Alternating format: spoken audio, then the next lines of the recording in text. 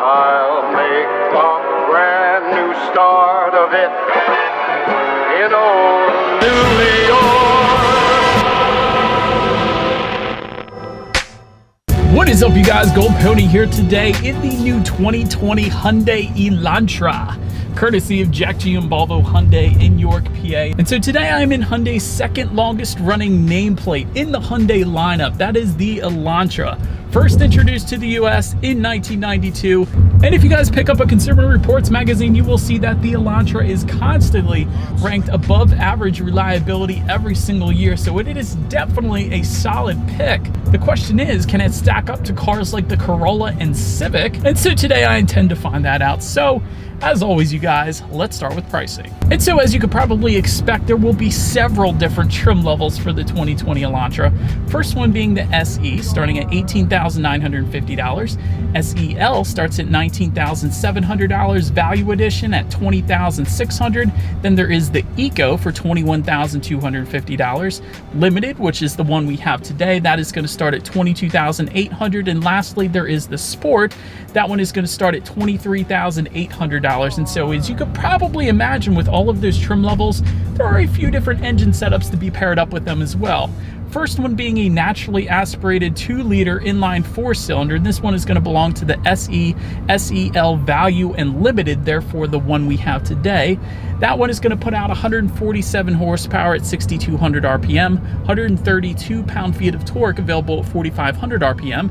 Power is sent to the front wheels for every single engine setup actually through a SmartStream IVT. What in the world is an IVT, you may be asking? Is kind of similar to a CVT, so just think of it like that basically. But altogether, MPG numbers on this first engine setup is going to come in at 30 in the city, 40 on the highway. But so then the second engine setup I'm going to go over is specific to the Eco trim level. This one is a 1.4-liter turbocharged inline 4-cylinder, putting out 128 horsepower, 156 pound-feet of torque, again sent to front wheels, but this time through a 7-speed dual clutch, giving you MPG numbers just slightly better, 33 city, 41 on the highway. And lastly, the engine setup belonging to the more powerful Sport trim level, the one comparable to the Civic Si, I guess you could say. This one is going to be a 1.6-liter turbocharged inline 4-cylinder, putting out 201 horsepower at 6,000 RPM, 195 pound-feet of torque, available at 1,500 RPM, sent to the front wheels once again through a 7-speed dual clutch, giving you a 0 to 60 time, you guys, 6.3 seconds. That is rather impressive for that car. With MPG numbers 26 in the city, 33 on the highway. Still kind of impressive given the 0 to 60 time there, so that's pretty cool. But so then before we do any kind of accelerations, which we are going to do in a second here, did want to mention there are some drive modes. Drive mode button is located just to the left of the shifter there. That's going to give you things like normal, sport, and smart, and that is going to be available for all trim levels, by the way. But so those drive modes essentially will adjust things like the shift points, the throttle response, and actually the steering sensitivity as well. So what do you say? Let's go ahead, since we're sitting at a red light waiting for a green light here, let's put it in sport driving mode. Let's go ahead and do a quick little acceleration, see how quickly we can get this new 2020 Elantra here up to speed.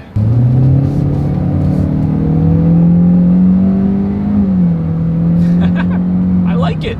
I actually kind of like that. It is a very nice engine sound to it, especially for it just being the basic engine setup. I really like that. It's not the fastest thing in the world. It's not going to be like the Sport trim level, but it has enough get up and go to get you merged onto the highway. And honestly, again, I really like the feel of that. It's not too bad. And so to go along with that, braking is equally important. And actually, between the trim levels, braking is going to differ slightly. For example, if you went with the SE trim level or the Eco trim level, you will find front disc rear drum brakes. So not as potent of a braking setup as all the other trim levels, because if you went with any of the other trim levels, you will find 4-wheel disc brakes. And actually, you're going to get larger front rotors if you were to go with that Sport trim level as well. I should mention that. But overall, braking feel today has been perfectly fine. No issues with bringing the Elantra to a stop. And again, I do have the 4-wheel disc brakes today, so that's definitely nice. Touching on handling and suspension a little little bit up front, you will find a McPherson strut front suspension. In the back, a coupled torsion beam rear axle. And so having said that, I will say the ride quality isn't bad. Definitely is, I guess, as expected for the Elantra. But again, a lot of the competitors do use an independent multi-link rear suspension. With that setup, you will get a smoother ride as well as a little better handling. And actually, that independent multi-link rear suspension will come standard on the sport trim level. So that is where you're going to get the best ride quality and handling capabilities, because that rear suspension is going to be a little better than the torsion beam rear axle that we do have today. But still, again, not that bad of a ride quality. I haven't had any issues there. And when it comes to the steering feel, I actually kind of like it, but I do have it in that sport mode. And like I said, the sport mode will adjust the steering sensitivity, so it does have a nice weight to it there. When it comes to cabin noise, you guys may hear, I do have the air on right now. So if you think you hear some wind noise, that is actually what that is. But really, cabin noise has been quite nice. And like I said, when you do hit the gas, the engine noise that comes into the cabin, that is a plus in my book. So definitely a fan of that as well. And touching on visibility, it is excellent in the Elantra. I can see perfectly fine out the back. Usually sedans, you're not gonna have any issues, but visibility is definitely on point. Shouldn't have any issues with the Elantra being a good daily driver for you there. But now I think it is time, let's check out the exterior of this new 2020 Hyundai Elantra. All right, so starting up front, you will find chrome horizontal bars on that front grille, with the exception, actually, of the sport trim. Sport trim is going to give you a black mesh design up there, but to the sides there, projector headlights are going to come standard for all trims but the limited and the sport trim level. For the limited and sport, which is what you're looking at right now, you will find LED headlights. So that's going to help give you a little better illumination at night. And actually, LED daytime running lights are going to come standard for the Eco, limited, and sport trim levels.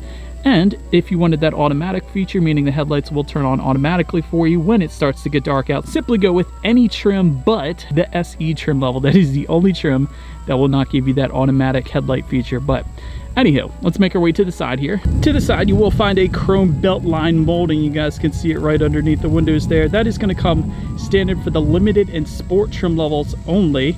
There's going to be some added side skirts if you were to go with the sport trim level, although we do not have that today, of course. But when it comes to the side mirrors, let's take a closer look here. They will come body colored power adjustable side mirrors for every single trim level, and then will come heated with the SEL trim level and up, and actually with integrated turn signals if you were to go with the limited or the sport trim levels. And then taking a look down at the wheel setup, let's get down here. 15-inch steel wheels with covers will come with the SE trim level.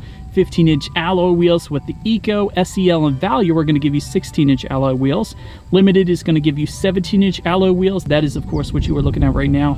And lastly, the Sport is going to bump that wheel size up to 18 inches. So if you wanted to easily distinguish between the different trim levels, simply look at the wheels, I suppose, because they are all quite different. But now, let's move our way to the back here. Rear spoiler is actually going to come standard with only the sport trim level. Every other trim level is going to essentially look like this. So definitely looks kind of good. It kind of looks like it has the little lip built into it, but it looks good back there. LED taillights are going to come with the limited and the sport trim levels.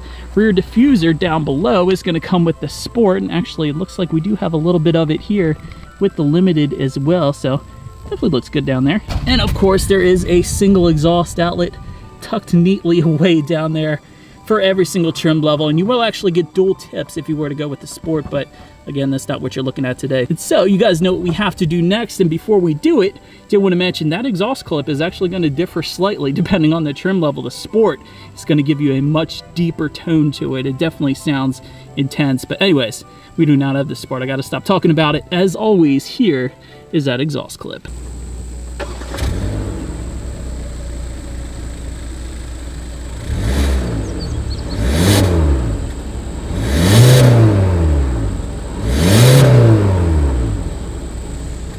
And so, but now since we are around back, to open that rear trunk, there's a couple different ways to do it. There is a button on the key fob, so that is one way. You will actually get a hands-free trunk release if you go with the Value trim level and up. And one additional way to open that rear trunk is simply press your thumb within the Hyundai logo. This is the coolest one. This is the coolest way to open the trunk. Sonata actually does this as well, but that is going to be how I am going to open up every single time, because that is kind of like a secret agent kind of way to open that up. But anyways, once opened up, cargo capacity is going to come in at 14.4 cubic feet, and there is a 60-40 split if you need a little extra space there for all trim levels, meaning those rear seats do fold down for quite a bit of extra space if you needed it. Then making your way up to the rear legroom, that is going to come in at 35.7 inches. So for reference, I'm an even 6 6 feet tall. This is how much space I have back there. Those rear passengers will also find a rear center armrest with cup holders if you went with the limited or the sport trim levels. Those are the only 2 trim levels that are going to give you that rear armrest. But either way, if you were curious if there was any rear ventilation, there is not for the rear passengers. They are simply going to have to rely on the front ventilation making its way into the rear, but still, this is a smaller vehicle, so there shouldn't be any issues there. But making our way to the front seats, cloth surfaces are going to come with the SE, SEL, Value, and Eco trim levels. If you went with the limited or sport, you will find these nice leather surfaces that we do have here today. And by the way, if you wanted heated seats, go with the Value trim level and up, and there will be a power driver's seat with power lumbar adjustments if you went with the limited that we have today. But taking a look up front then at the steering wheel, it is tilt and telescoping for all trim levels. It will come leather wrapped for the Value trim level and up, and it is all manually adjustable as expected for this type of vehicle. But now let's make our way to the startup. Let me first start by showing you guys the key here. You do have your Hyundai logo on the one side, and when you flip it over, lock, unlock, and again that button to pop the rear hatch. But it is actually a push button start with keyless entry if you go with the Value trim level and up. So therefore we do have that today. So all I am going to do is simply put my foot on the brake and press that engine start button, which is located just by the driver's right knee. Once started up, tachometer is on your left, speedometer is on your right. There is a small digital display front and center. One of the cool things about these gauges is there is kind of a checkered pattern within both the tachometer and speedometer. I remember seeing that in the Elantra Sport I previously reviewed as well. Definitely a more aggressive look to it. I do like that look. And actually, to control what is on the digital display, as always, there are steering wheel mounted controls on the right side there, giving you a ton of different things like how many miles you have left until you hit empty, which apparently is 419 miles. That is a ton of miles until we hit empty. It's definitely pretty impressive there. Outside temperature, as well as a digital speedometer. It's probably what I would leave it on. You can also check out your safety information up there when you need your next oil change, some radio information, Bluetooth. Definitely a ton of stuff you could check out up there. But touching on overall interior quality, dual zone climate control comes standard for all trim levels. Power sunroof is going to come with the Value Sport and is going to be optional on the limited. We do have that option today, so that's definitely nice as well. Wireless charging pad is going to come standard on the limited. Homelink controls, once again with the limited, that's going to be up to 3 different garage doors found on the rear view mirror there.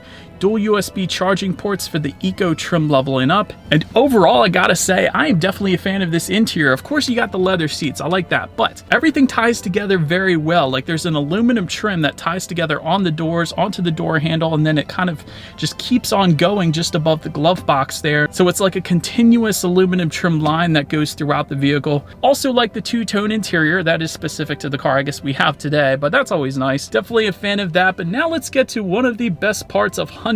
Hyundai does their tech and infotainment system so well. There's a 5-inch touchscreen display with the SE. That one's okay, but every single other trim level is going to give you a 7-inch color touchscreen display. There is actually an 8-inch color touchscreen display that's optional on the limited and the sport trim levels. That one's going to come with factory navigation, but honestly, in this day and age, you don't need factory navigation. Here's why. If you have a smartphone, at least, you don't need it because you will get Bluetooth and audio streaming for all trim levels. But if you go with the SEL trim level and up, you will also get Android Auto and Apple CarPlay.